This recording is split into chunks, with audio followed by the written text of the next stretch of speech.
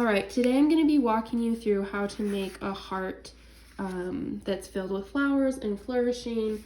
I have one that I did a little while ago and this one, and I'm going to share photos of both of these, so if you want to draw it exactly like me, you can.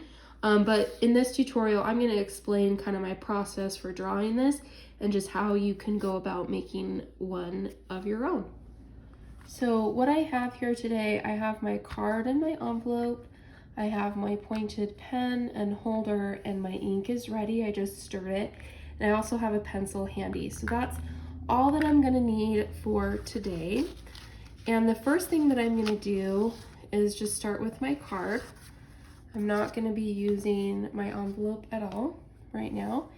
And I just wanna take my pencil, and I'm just gonna be doing, I like this way better. I'm just gonna be drawing a rough heart. And if you wanted to trace a heart, you could. I'm not gonna trace it, I'm just gonna eyeball it because we're filling it with flowers and flourishes, so the exact shape is not a big deal. Okay, so something like this. We want to have a little bit of room up here, still a little bit of room down here. And the next thing that I'm going to do is I'm going to fill it with some different types of flowers. So the first flower that I'm going to do is kind of a larger flower, and it's just going to be, it's almost like a heart shape, but just not as pointed here. And I'm just going to draw a few of these little petals, and I can either fit 4 or 5 of them. So that one could fit 4. Okay, once I have those in, I'm gonna be adding some leaves that come out of these. So I like to draw the leaves pointed away from me. So I always turn my paper to do that. And then I'm just gonna add some leaves on these little flowers. So something like that, and I'll do it to all of them. Now I have those leaves. The next thing that I wanna do is just draw some leaf kind of branches coming out that kind of form the shape of the heart. So you'll see all of these I kept within the heart shape. So maybe, for example, I could do one here, and it kind of follows the direction the heart is going to kind of help shape it. So I could do another one going this way. And I'm just gonna kind of fill in a few places where these little leaves could go throughout the heart. Now the last step is I want to add some different flourishing in here. And so really I'm just going to try to fill up these spaces. And something else, I'm doing this all in pencil, but I'm going to try to write lightly so that I can erase it later. So maybe I'll add something like this.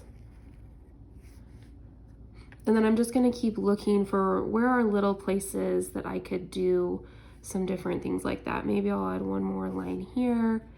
We're just filling all this negative space up in between the leaves and the flowers.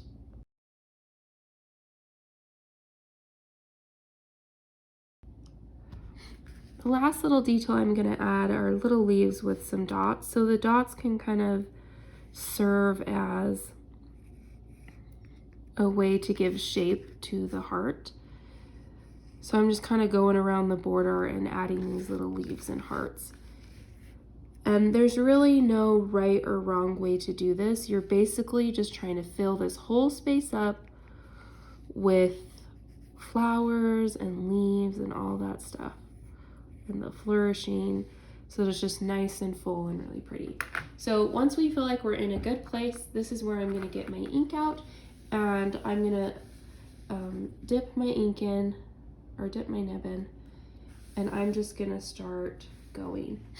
And what I wanna do is just anytime I'm moving my pen up, I'm using a thin line, and anytime I move my pen down, it's a thicker line.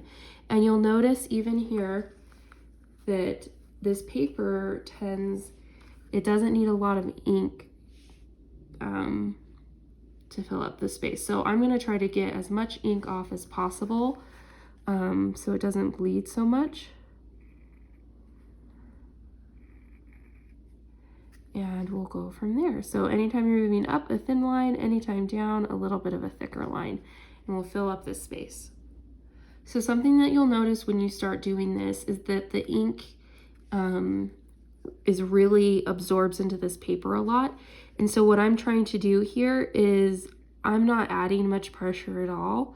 I'm trying to use as the lightest amount of pressure that I can on these little flowers, just because they're so detailed, and it tends to be, the ink tends to be running. So I'm not going to add a lot of pressure on these details just because they're so small.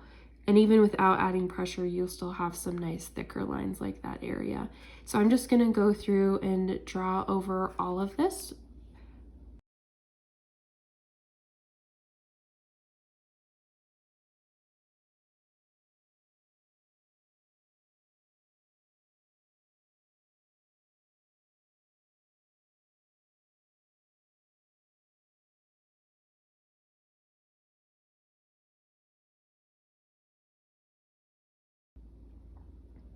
All right, so then once you've got it all done in the ink, then it's looking really cute. At this point, I'm gonna let it dry so that I don't accidentally erase it. But once it is dry, then you can go back and erase all the pencil mark. Other ideas of things you could do, you could go over portions of this with a fine liner pen to get even another layer of detail if you want. But honestly, I think it'll be really cute, just like that. And then you can put it in your envelope. You can letter the person's name here, and then of course seal it with a seal, and it would be so, so cute.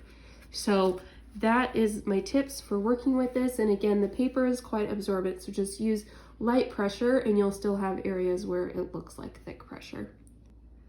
One more tip when you're erasing, I like to do it in just little tiny sections, and then I wipe it off, and then I just make sure my eraser is kind of cleaned off.